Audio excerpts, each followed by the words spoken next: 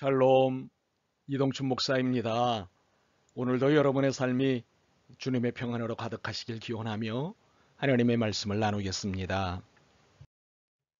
오늘 주시는 말씀은 누가복음 2장 14절 말씀과 19장 38절 말씀입니다. 지극히 높은 곳에서는 하나님께 영광이요 땅에서는 하나님이 기뻐하신 사람들 중에 평화로다 하니라. 이르되 찬송하리로다 주의 이름으로 오시는 왕이여 하늘에는 평화요 가장 높은 곳에는 영광이로다 하니. 아멘. 누가복음 2장 14절 말씀과 19장 38절 말씀을 본문으로 평화 크리스마스를 꿈꾸며 라는 제목의 말씀을 나누겠습니다. 성탄절을 전후로 사람들은 이렇게 인사하지요. 메리 크리스마스. 이 말은 성탄에 기쁜 일 많이 생기길 바랍니다 라는 덕담입니다. 우리 서로 성탄 인사를 나눠볼까요? 메리 크리스마스. 그런데 궁금한 게 있습니다. 메리는 어디서 올까요? 이 질문 넌센스 퀴즈 아닙니다. 기쁨은 어디서 오는지 궁금합니다. 여러분 생각에 메리는 어디서 올까요? 자동적으로 올까요? 실은 그랬으면 좋겠습니다. 가만히 있는데도 기쁨이 왔으면 좋겠습니다. 그런데 기쁨은 그렇게 오지 않습니다. 그렇다면 수고해야 하는 걸까요? 네, 수고해야 합니다. 그것도 많이 수고해야 합니다. 그런데 수고한다고 늘 기쁨이 따라 붙는 것은 아닙니다. 기쁨이 외면할 때도 많습니다. 그렇다면 기쁨은 어떻게 오는 것일까요? 오늘 읽은 두 곳의 말씀을 통해 이를 설명하겠습니다. 우리가 함께 읽은 말씀은 누가복음 두 곳입니다. 2장 14절과 19장 38절입니다. 각각 평화와 영광이라는 단어를 갖고 있습니다.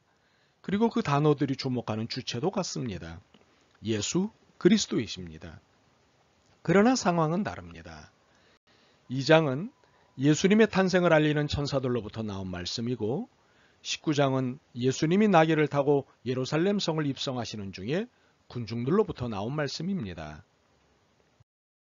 저는 평화라는 단어에 주목해서 말씀을 보려고 합니다. 평화 중 하나는 땅을 상대로, 다른 하나는 하늘을 상대로 사용되고 있습니다. 2장은 땅을 상대로, 19장은 하늘을 상대로 평화를 사용하고 있습니다. 그렇다면 이렇게 평화의 대상이 다른 이유가 무엇일까요? 같은 의미인데 표현이 달라진 것일까요? 아니면 각각의 의미가 통일성을 갖고 있는 것일까요? 먼저 2장 14절을 보지요.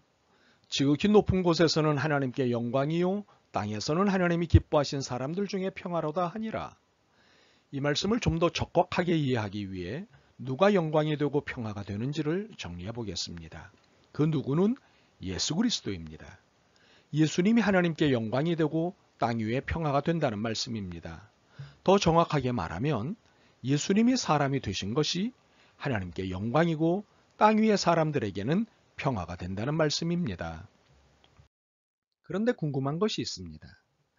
예수님이 사람이 되신 일이 땅 위의 사람들에게 평화가 된다는 것은 이해하겠는데 하나님께 영광이 된다는 것은 의아합니다. 왜냐하면 예수님을 사람 되게 하신 것은 사지로 내몬 것이기 때문입니다. 아들을 죽게 한 것이 어찌 영광일 수 있겠습니까? 그런데 천사들은 이것을 하나님께 영광이라고 찬양하였습니다. 이유가 무엇일까요? 하나님께는 자신이나 아들보다 땅 위의 사람들이 더 중요했기 때문입니다. 땅에서는 하나님이 기뻐하신 사람들 중에 평화로다. 물론 하나님의 선별적, 선택적 입장이긴 하지만 기본적으로는 하나님이 지으신 모든 사람이 선택적 대상입니다. 그래서 하나님이 기뻐하신 사람들 중에를 이중적 의미로 읽어야 합니다. 여하튼 하나님의 관심과 사랑은 이 땅 위에 살고 있는 모든 사람들이고 그래서 그들을 위해 사람이 되신 예수님 때문에 죄로부터 해방되어 누리는 평화의 임함이 하나님께 영광이 되는 것입니다. 결국 우리의 인생에서 평화는 예수님과의 관계를 통해서만 얻고 누릴 수 있는 것입니다. 두 번째로 이렇게 2장 14절을 이해한 것을 토대로 19장 38절을 보겠습니다. 이르되 찬송하리로다. 주의 이름으로 오시는 왕이요 하늘에는 평화요 가장 높은 곳에는 영광이로다 하니 예루살렘 성에 입성하시는 예수님을 향해 군중들이 찬송한 내용은 하늘에는 평화요 가장 높은 곳에서는 영광이라고 했습니다. 자, 2장 14절에서는 땅에는 평화인 것이 19장 38절에서는 하늘에는 평화가 됩니다. 땅은 없어지고 하늘만 찬양됩니다. 이유가 무엇일까요? 하나님이 땅을 포기하셨다는 뜻일까요? 아니면 찬양하는 사람들이 자신들이 살고 있는 땅에 진저리가 난 것일까요? 혹시 땅에서의 평화 이루기가 실패했다는 것일까요? 이것은 실패하고 포기하고의 문제가 아닙니다. 더욱이 하나님께는 실패도 없고 포기도 없다는 사실을 안다면 이런 논변은 의미가 없습니다. 이 찬양은 사람들이 지어낸 것이 아니라 성령의 감동으로 부른 노래입니다. 하나님이 고백하게 하신 노래입니다. 그러므로 실패를 담은 노래가 아니라 주님의 승리를 담은 노래입니다. 즉 주님이 사람이 되어 십자가를 지심이 땅 위의 사람들에게 죄로부터 해방을 가져오고 이것이 평화가 되니 이것이 곧 하늘의 평화라는 것입니다. 예수님께서 베드로에게 이런 말씀을 주셨습니다. 내가 땅에서 묶으면 하늘에서도 묶을 것이요 땅에서 풀면 하늘에서도 풀 것이다. 이 말씀을 오늘 우리가 읽고 있는 두 절의 말씀에 적용해 보겠습니다. 어떻습니까? 땅 위의 기쁨이 하늘의 기쁨이요 땅 위의 평화가 하늘의 평화라는 것입니다. 하나님의 관심과 사랑은 하늘 보좌에 있는 것이 아니라 그 거룩한 보좌를 버리시기까지 사랑하시는 땅 위의 사람, 당신의 피조물들에게 있으신 것입니다. 그러므로 구원의 평화가 하늘의 평화인 것이고 하나님의 기쁨이 되시는 것입니다. 그런데 땅 위의 평화는 개인 구원에만 한정되는 것이 아닙니다. 이 세상의 구원, 소위 사회 구원도 평화의 대상입니다. 여러분의 눈으로 보기에 이 세상에 평화가 넘치고 있다고 보십니까? 그렇지 않다고 보십니까? 이 세상은 여전히 평화보다는 전쟁과 분열이 더 많습니다. 구원받은 백성들보다는 구원받지 못한 백성들이 훨씬 더 많습니다. 그러므로 땅 위의 평화는 여전히 요원합니다. 물론 예수님의 평화 선언이 있기는 했지만 현실적으로 평화는 여전히 안타까운 상황입니다.